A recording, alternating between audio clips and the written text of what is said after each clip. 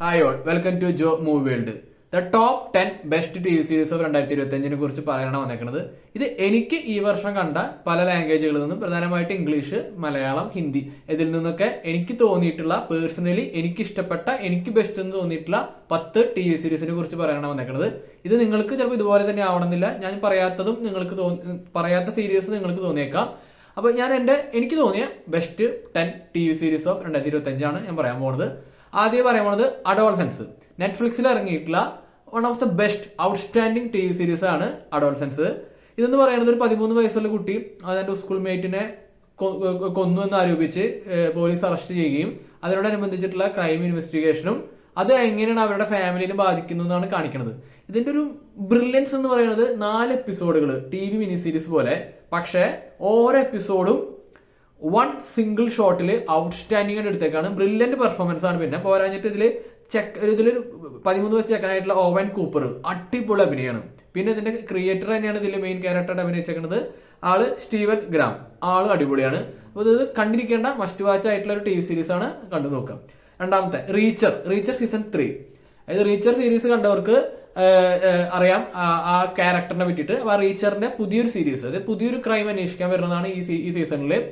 ഇതിലൊരു പ്രത്യേകത എന്ന് പറയുന്നത് ബ്രില്യന്റ് ആണ്, ഒരേ സമയം ആക്ഷൻ പാക്ഡും ആണ്. അതായത് മസ്കുലർ ആയിട്ടുള്ള എന്നാൽ ഒരേ സമയം ബ്രില്യന്റ് ആയിട്ടുള്ള ഒരു ആർമിയിൽ നിന്ന് റിട്ടയർ ആയിട്ടുള്ള ഒരു ഇൻവെസ്റ്റിഗേറ്റീവ് മോഡിലുള്ള ഒരു വെറൈറ്റി ഒരു ആക്ഷൻ ത്രില്ലർ സീരീസ് ആണ് റീച്ചർ ആമസോണിൽ അവൈലബിൾ ആണ്, കണ്ടു നോക്കാവുന്നതാണ്. അടുത്തത് പ്ലൂരിബസ്.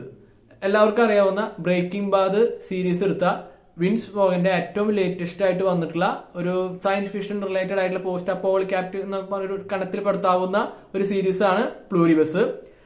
റിയ സീബോൺ ആണ് ഇതിൽ മെയിൻ ക്യാരക്ടറായിട്ട് അഭിനയിക്കുന്നത്. ഇതിന്റെ ഒരു കൺസെപ്റ്റ് അടിപൊളിയാണ്.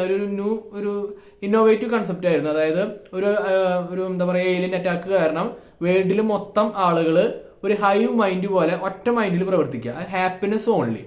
ഇത് ബാധിക്കാത്ത ഇതില് പെടാത്ത, ഐ മീൻ ഇത് ബാധിക്കാത്തൊരു കുറച്ച് ആൾക്കാർ, 13 പേര്, അതിൽ ഒരു ക്യാരക്ടറായിട്ടാണ് ഇതിലെ മെയിൻ ക്യാരക്ടറായിട്ടുള്ള റിയയുടെ ക്യാരക്ടർ വരുന്നത്.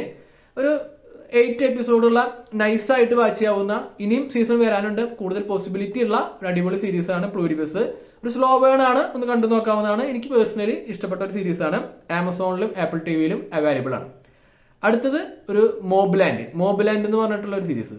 ലണ്ടൻ ബേസ് ചെയ്തിട്ടുള്ള 2 മാഫിയ ടീമുകളുടെ കോൺഫ്ലിക്റ്റും വാറും പറയുന്ന ഒരു ക്രൈം ഗാങ്സ്റ്റർ ഡ്രാമയാണ് മോബ്ലാൻഡ്. ടോം ഹാഡി ആണ് ഇതിൽ മെയിൻ കഥാപാത്രത്തെ അവതരിപ്പിച്ചേക്കുന്നത്. കിടിലൻ പെർഫോമൻസ് ആണ്, വളരെ ഇന്റൻസും ഗ്രിറ്റി ആയിട്ടുള്ള ഒരു റോളാണ് ചെയ്തേക്കുന്നത്. പിന്നെ നമ്മുടെ പിയേഴ്സ് ബോസ്മാൻ, പഴയ ബോണ്ട്, ആൾ ഇതിലുണ്ട്. പിന്നെ ഹെലൻ മിറൻ. ഒരു ക്രൈം ഒരു ഗാങ്സ്റ്റർ അടിപൊളി സീരീസ് കാണാൻ ആഗ്രഹിക്കുന്നവർ കണ്ടിരിക്കേണ്ട ഒരു നല്ലൊരു മസ്റ്റ് വാച്ച് ആയിട്ടുള്ള സീരീസ് ആയിട്ടാണ് എനിക്ക് അനുഭവപ്പെട്ടത് മോബ്ലാൻഡ്. ഇത് ഹോട്ട്സ്റ്റാറിൽ അവൈലബിൾ ആണ്, കണ്ടു നോക്കാവുന്നതാണ്. ഇനിയൊരു മലയാളം വെബ് സീരീസ് ആണ് കേരള ക്രൈം ഫയൽ സീസൺ 2. ഇതിന്റെ ഫസ്റ്റ് സീസൺ കണ്ടവർക്ക് അറിയാം, ഇതൊരു police procedural crime investigative series ആണ്. അജു വർഗീസ്, ലാലൊക്കെയാണ് ആദ്യത്തെ മെയിൻ റോൾ വന്നേക്കുന്നത്. അവർ ഇതിലും റിപ്പീറ്റ് ചെയ്യുന്നുണ്ട്. പക്ഷെ ഇതിലൊരു മെയിൻ ലീഡ് എന്ന് പറയുന്നത് അർജുൻ രാധാകൃഷ്ണനാണ്. ഇതിൽ ഒരു പോലീസ് ഓഫീസർ മിസ്സിംഗ് ആവുന്നതും അതിനോടനുബന്ധിച്ചുള്ള അന്വേഷണവും മർഡറും ഒക്കെയാണ്. ഡോഗ് ഇതിലൊരു മെയിൻ കഥാപാത്രമാണ്. ഡോഗ് മെയിൻ കഥാപാത്രമാകാൻ കാരണം ഇതിന്റെ റൈറ്റർ നമ്മുടെ കിഷ്കിന്ധകാന്തത്തിന്റെ ബാഹുൽ രമേശാണ്. അപ്പോൾ നല്ല ഒരു ഇമോഷണലി ടച്ചിങ് ഉള്ള, നല്ല രസത്തിലെടുത്തിട്ടുള്ള ഒരു ക്യാരക്ടർ ഡെവലപ്മെന്റ് ഒക്കെ ഉള്ള നല്ലൊരു ഇമോഷണലി ഫുൾഫില്ലിംഗ് ആവുന്ന ഒരു സീരീസ് ആണ് കേരള ക്രൈം ഫയൽ സീസൺ 2. ഹോട്ട്സ്റ്റാറിൽ അവൈലബിൾ ആണ്, കണ്ടു നോക്കാവുന്നതാണ്. അടുത്തത് ഹിന്ദിയിൽ നിന്നുള്ള ഒരു സീരീസ് ആണ് ദ ബാഡ്സ് ഓഫ് ബോളിവുഡ്. നെറ്റ്ഫ്ലിക്സിലാണ് അവൈലബിൾ ആയിട്ടുള്ളത്. നമ്മുടെ സ്വന്തം ഷാരൂഖ് ഖാന്റെ മോനായിട്ടുള്ള ആര്യൻ ഖാനാണ് ഇതിന്റെ ഡയറക്ടർ. ഇതെന്ന് പറയുന്നത് ഒരു ബോളിവുഡിന്റെ ഒരു ഇൻസൈഡ് ഉള്ളിലേക്ക് ചേർന്ന് ചെന്ന് ഇഷ്ടം പോലെ ബോളിവുഡ് ക്യാമിയോസും ഷാരൂഖ് ഖാൻ, സൽമാൻ ഖാൻ, അമീർ ഖാൻ, രാജമൗലി, ഇമ്രാൻ ഹഷ്മാൻ, ഇഷ്ടം പോലെ ക്യാമിയോസ് ഉള്ള സിനിമയുടെ ഇൻഡസ്ട്രി, ബോളിവുഡ് ഇൻഡസ്ട്രിയിലത്തെ കുറെ ക്യാരക്ടേഴ്സിനെ തന്നെ ഉൾപ്പെടുത്തിക്കൊണ്ട് ഒരു എടുത്തിട്ടുള്ള ഒരു എന്താ പറയുക, ഒരു സ്പൂഫ് കൈൻഡ് ഓഫ് ഒരു ഓവർ ദ ടോപ്പ് അല്ലെങ്കിൽ അങ്ങനത്തെ ഒരു ടൈപ്പ് ഒരു സ്റ്റൈലിഷ് ഒരു കോമഡി സറ്റയർ മോഡിലുള്ള ഒരു സീരീസ് ആണ് ദ ബാഡ്സ് ഓഫ് ബോളിവുഡ്, കണ്ടു നോക്കാവുന്നതാണ്. ഇതേ ഒരു മെത്തേഡിൽ പിടിച്ച ഒരു സീരീസ് ആണ്. ഇതേ മെത്തേഡ് അല്ലെങ്കിൽ ഇതിനോട് സിമിലാരിറ്റി ഉള്ള ഒരു സീരീസ് ആണ് അടുത്ത് പറയാൻ പോണത് ദ സ്റ്റുഡിയോ. ഇത് സേത് റോജനാണ് ഇതിന്റെ ക്രിയേറ്ററും മെയിൻ റോളായിട്ട് വരുന്നത്.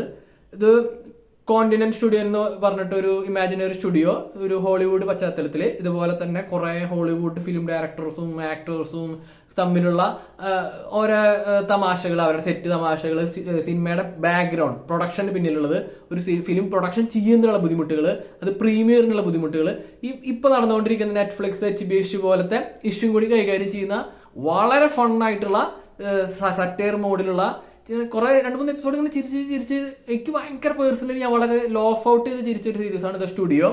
ഇത് ആപ്പിൾ TVയിലും ആമസോണിലും അവൈലബിൾ ആണ്, കണ്ടു നോക്കാവുന്നതാണ്. അടുത്തത് ഒരു ക്രൈം ഇൻവെസ്റ്റിഗേഷൻ സീരീസ് തന്നെയാണ്, ഒരു മിനി സീരീസ് ആണ്, ടാസ്ക്. HBO Max ആണ് അത് ചെയ്തേക്കുന്നത്.